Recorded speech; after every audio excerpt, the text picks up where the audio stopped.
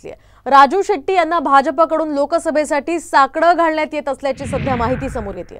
तर राजू शेट्टी यांनी महायुतीमध्ये सहभागी व्हावं यासाठी त्यांना केंद्रीय नेतृत्वाकडून संपर्क साधण्याचा प्रयत्न होतो, पण राजू शेट्टी यांच्याकडून मात्र कोणताही प्रतिसाद त्याला देण्यात आलेला नसल्याची माहिती सध्या सूत्रांनी दिली आहे। तर हातकणंगले मतदारसंघ हा शिवसेनेच्या धैर्यशील माने यांच्या ताब्यात आहे, मात्र त्यांच्याविषयी नकारात्मक मतं असल्याच्या भावना भाजप नेत्यांपर्यंत पोहोचल्यानं त्यांच्या पर्यायी उमेदवारांची शोध घेण्याची मोहीम आता सध्या सुरू झाली आहे। तर हा मतदारसंघ जरी शिवसेना शिंदे गटाकडे असला तरी सुद्धा या ठिकाणी भाजपही दावा करू शकतो।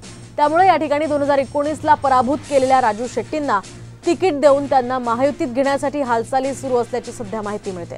तर याला राजू शेट्टी आता काय उत्तर देतात ते पाहणं अतिशय महत्त्वाचं असेल।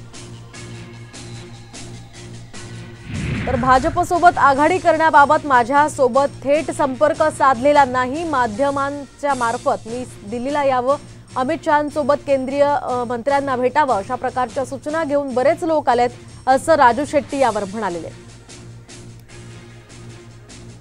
भारतीय जनता पक्षाबरोबर आघाडी करण्याच्या संदर्भामध्ये माझ्याबरोबर थेट असा कोणी संपर्क साधलेला नाही, परंतु मध्यस्थामार्फत मी दिल्लीला यावं, अमित शहांना भेटावं, आणखीन काही केंद्रीय नेत्यांना भेटावं अशा प्रकारच्या सूचना घेऊन मात्र बरेच लोक